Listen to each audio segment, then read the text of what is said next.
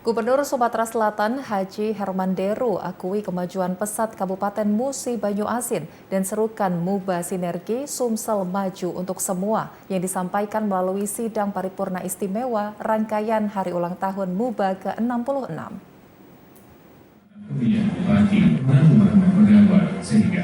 Kabupaten Musi Banyu Asin di usia ke-66 tahun menunjukkan kemajuan dalam penurunan angka kemiskinan dan ini diakui oleh Gubernur Sumsel Herman Deru saat menghadiri sidang paripurna istimewa di Gedung Sekretariat DPRD Muba. Rapat ini merupakan rangkaian HUT Muba ke-66. Turut hadir Ketua DPRD Sumsel Anita Nuringhati. PJ Bupati Muba Apriyadi menggelorakan tema Bangkit Bersinergi Membangun Muba.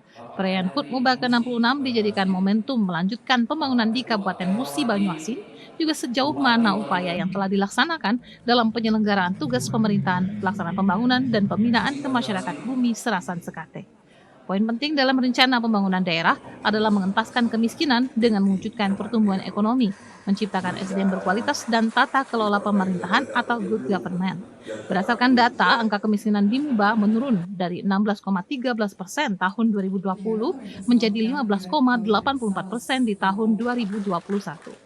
Gubernur Sumsel Herman Deru mengapresiasi dan bangga atas capaian yang diraih, mampu menekan angka kemiskinan dan turut berkontribusi mengurangi angka kemiskinan secara umum di Sumsel, diimbangi dengan pembangunan yang pesat serta berinovasi dan bersinergi dengan seluruh pihak demi kesejahteraan masyarakat. Pertama kali saya ucapkan selamat ulang tahun ke-66 bagi Kabupaten Musi Banyu Asin, di mana kabupaten ini adalah kabupaten yang sangat sohor. Tapi kabupaten ini juga diberikan sumber daya alam yang luar biasa, sehingga APBD-nya menjadi APBD kabupaten yang terbesar di provinsi ini. Nah, untuk itu tentu ada proses yang sejalan antara APBD besar dengan pembangunan. Nah, ini alhamdulillah dapat berkesinambungan.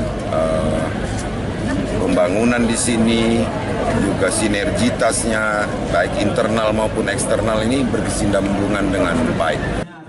Dari Musi Banyu Asin, Iwan Arianto, TVRI Sumsel melaporkan.